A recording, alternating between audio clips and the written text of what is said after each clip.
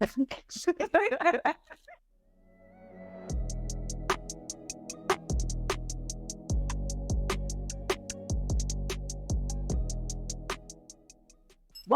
the Madeherselfaboss podcast, all about mastering mindsets and methods to making more money. This episode is all about the power of proximity, the power of being next to greatness, being in the room, my friend. It's all about being where your next level is present in other rooms. But we're going to break down all the rooms that you're going to need to make sure that you are in the power of proximity and that you're pushing to your next level, everything, whatever that desire is for yourself. So let's talk about the first room. There's no particular order, but I want to say my favorite room is the room where your next level is present. And basically what that's talking about is where you desire to be, in the rooms where those people are, because what you learn and what you find is that they teach you how to think, move, act, and how to be. In January, we talked about embodying and being who you desire to be now versus later. You have to be it before you become it, right? But being in rooms where your next level is present helps you stay in the energy of your desired person, your desired self, who you ultimately desire to be, right? So I say get in rooms that will cost a ticket, but it's worth it, because every time I've invested, I've gotten so much back 10 times fold, because I was always in the room where that next level is present. Let me tell you what's also in that room where your next level is present. It's conversations. It's deeper thinking, deeper soul searching. And those conversations turn key into dollars for you, right? Thinking about how I should move, how I should act. I think about when I was in a room, I won't say the name of the event, but where I was in the room where there was nothing but Black 9-figure CEOs in the room. I didn't even know that existed. I mean, we hear it on Instagram, right? We hear it on TV, but to see it, to actually be there is different than seeing it scrolling on Instagram. And the power of those women, you know, exposure leads expansion. Once you're able to be exposed to something, your mind is able to expand to what's possible for you. To even know that was a possible thing, that she looked like you and I, or there was plural, that looked like you and I, and that this was a thing. What I found in that room was that the baseline of no matter what level those women were was their faith and what they believed in, and how they used the foundation of their faith to catapult where they were today. No matter what situation of hindrance, no matter what level you're on, fear still plays a part, no matter what. So I think sometimes we think when you get to a certain level, quotation, that you're like untouchable, that, or yeah, you don't have the same problems as everyone else. Yeah, and you might not 100%, let's keep it 100, but you know, you're still human beings, so you're still going to go through the daily human being thing. Absolutely. You're not, but as you've been exposed and now you can see like what the possibilities are, you realize that this person isn't like above what I can one day be myself. So I think that there's just such a beautiful thing in exposure. You know, we think that we want to reach certain heights, and then you get to the room that has women in there that are on the level beyond that. That's just crazy. Yeah. It shows you that you're playing too small, because that's what it shows you, that I'm dreaming too small. And then there's a deeper level of connection with God that I need to get to. That's what it taught me being in that room. And if I wasn't exposed, I would have never been able to expand my mind, or even encourage my friends to expand their minds for bigger thinking. So always the first room we want you to be in is rooms where your next level is present, and not be scared of the number that gets you in that room. Let me tell you, it's the smallest rooms that cut the biggest checks, period. There's not a whole lot of fuss and a lot of people, but it's the smallest rooms that are in alignment that make the biggest checks, that make the biggest impact. You want to get yourself in that room so that you can expand what's possible for you. So I would say that would be the first room that I want you to be in. Right. I would say that the second room that we have to be in, like starting today, is the room of community.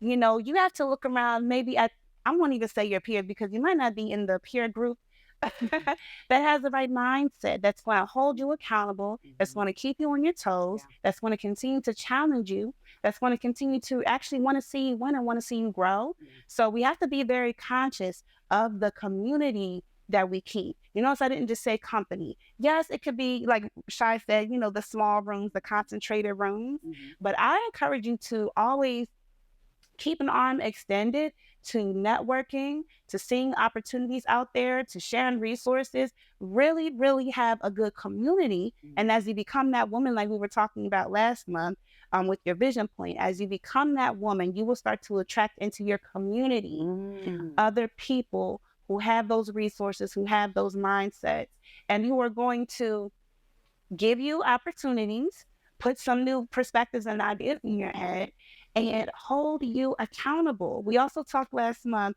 about how you can have this plan, but it's the discipline, it's the consistency, it's the all of that. If you have the right community or the company around you, it's a no-brainer. It's almost like you're rising to the standard. They're wanting to see you keep the standard. Yeah. They're not going to let you fall. And what's going on? There's been plenty of times. Let me tell you who's in my community and who's in my company. There's been plenty of times Shy has been like, Brittany, what do you look? Where's your post? I really like your idea, but like, where's your post? And she would say it playfully, but like on some real stuff, what's going on? Because I want to see you win. I know that we know this. I know what you can do. And her being in my community holds me accountable to that. And I can just speak to how important that is. We all have had those group of friends as you've decided that you wanted to become an entrepreneur. We've all had this experience where you may look around at your friend group and realize, okay, these are my friends, but these may not be the friends that want to catapult me in this specific direction. Yeah, that definitely changes as you grow. And also in the extension of the community, you also want to get into a community, a coaching community, right? Sometimes you can't see the glass inside the glass. Sometimes you need somebody that can foresee other things that you can't see to help you push towards your goals. So as you're in community for people that will hold you accountable, that will challenge you and inspire you, you also want to make sure you're in community for people that can foresee the vision that you have for your business or company, because there is a difference, and help you get there faster versus you doing it on your own. So I want to make sure that you guys are listening to what Bree said and adding on that you want to get yourself in a community where you're learning, and there's somebody who's been there, done that, and ahead of you, so they can pull you along with them. That is really important that you're in your room. So that is the second room we want you guys to be in. The third room, which will also help you be seen and heard in the marketplace as you guys have dialed in on your messaging and you know what your marketing stream is going to be, is being in rooms where your ideal client is. Going to places where they are in large groups, conferences or networking events or masterminds where they are. Why? Because that's called positioning. You're positioning yourself in front of an audience that you serve. You have the answers to their problems that they can't solve on their own. That keeps them up at night. Why don't you be there? Why don't you be there? Why aren't you there? So get in rooms where they are, and you are placing yourself in front of them strategically so that they know that you exist. Because if no one knows you exist, how are you going to make money? How are you going to make money? And, that kind of goes into what we will be talking about later, just the pride that's keeping you from being profitable. So many people have the mindset that the customer needs to come to me. All I have to do is put out some posts, just put out a little bit of content, whatever, and then everyone's going to come to me. And though, the internet has this condition to think that way, you will be surprised at the success rate you will have by actually going to where the customer is. That means depending on what you have, whether it be a product or service, if there are conferences, if there are seminars, there are certain meetups, because in-person really works, letting someone experience it really works. But also that means online communities. Also that means tons of speaking engagements. It means tons of things where you just know who your audience is. You've done the data, you've done the research, you know where they like to hang out, and you know where they like to buy. And you present yourself there as a solution to their problem. It would be an absolute no-brainer for them to take advantage of what you have to offer. And all you have to do is get in front of them. Well, as Bree dropped all the gems, and then a little more, we're going to take a quick commercial break. And when we come back, we're going to continue this conversation because we want to make sure that you are in these rooms that are catapulting you to your next level. Let's pay those bills. Meet and mingle, multiply your money, and move into your next level. Register now for the Madeherselfaboss Mixer, an event designed for women entrepreneurs eager to expand their network and learn key strategies to grow their business without grinding. Register for free now for this event happening on February 24th in Wilmington, Delaware. Welcome back. We are back, and we were talking about all things about the power of being in the room. We broke down 3 rooms that we want you to get yourself in. And as we're closing out the rooms, we want to remind you that being in the room is more beneficial than you think. But we're going to ask Bree, because Bree was recently just in the room, and she'll tell us what room she was in and how that helped her. All right. So Bree, what room were you in out of what we talked about, and what happened? What's going on? I actually want to talk about, I have several examples for being in the room. Break them down. I'm going to summarize that. The first really impactful time that I was in the room and was like, wow. I was actually at an event. I was volunteering, right? You know, fresh on my feet as an entrepreneur with my business. And it's when I realized I wasn't charging enough. I was in a room where there was, you know, my ideal client, woman who had lots of money to be able to spend on their marketing budget, right? And so I was telling them about my photography business, and she seemed very interested in what I had to say. She asked me how much, and I spit the price range, which I'm not even ever going to say out loud again. But you know, long story short, it was just way too low, way undervaluing what I was doing, right? And when she heard it, she was like, okay. And I could feel the interest just dissipate in her body. And I realized once I got home, because I had to be like, what happened? We were hitting it off so well. Because my price was so low, she automatically lumped that with a low quality product. Because let's keep it real, we do get what we pay for. And sometimes, actually most times, when you know that you have a great product, right? You know what you do it well, your product or service. If you're undercharging, it will cheapen it. It'll cheapen it. It doesn't feel or sound as valuable anymore. So just that small little exchange when I was in a room of a higher caliber that I was used to, but these are full of what I'm thinking of my ideal clients, my price range wasn't reflecting that. So that was a hard hit. That was a hard hit. And then I recently started attending conferences for my field. So, you know, I'm a brand photographer. I went to a conference recently, and I loved having all of these high ticket photographers teaching me things, showing me things. And it felt good because I saw that their process was a lot of what I do. Okay. Very good process. And it was yet another reminder. I had raised my prices, but it was another reminder that I'm still playing it so small. But I got a lot of great resources. I spoke to a lot of great people. I made some friends to work with. I made some friends who want to work on things and build with me. So this being in the room, that was a little bit of both. Okay. You know, the higher proximity and also a room of community. Okay. That was super impactful. I walked away with so much. And even in the event I just went to, I think last weekend or the one before, it was about branding, and it really put some things in perspective for me with Madeherselfaboss. We knew most of the stuff that she was talking about, right? But the way that things were just being broken down for me, and it made me realize when I'm communicating to my audience, say for my business, for example, to just break things down a little bit further, to not assume that they already know what I think that they're going to know. And these are all things that I would not have realized had I not been putting myself in the room. It made me look inward, honestly. Not only did I see possibilities of where I could go, but it did make me look inward, and I wanted to take action right away. And going to events like that can give you the resources to take action right away. Now, if you don't get in the rooms because of this story, I don't know what's if she wasn't in the room, can you imagine where she would be today? If she didn't learn what she needed to learn, if she didn't get the value, she didn't get the hard hits, she would not be who you see her to be today. All because of the power of being in the room. So I know we talked about being in the room, but now let's talk about, Bree just slightly touched on it, playing small. Because a lot of you guys right now watching this are playing small, and you know you're playing small. And sometimes, back to the room, sometimes when we're in the room, we realize how much small we're playing, because we're in these rooms with bigger thinkers and people who are dreaming big and have this standard, which makes us and allows us to rise above and rise up to be the standard that we are. Rise up to be the standard, right? Right. So, So what are times that you think entrepreneurs or our amazing women play small, and why? Why do you think they do that? Wow. Why do they play small? Honestly, I think it's fear. It's fear of a few things. It's fear to have the audacity to get what you're asking for. Yeah. Oh. It's fear of what's going to happen if you don't play small. You know, what is success going to look like? Is it going to be hard? Is it going to be too stressful? I think sometimes we just stay where we're comfortable. And so the question becomes, why are you comfortable playing small?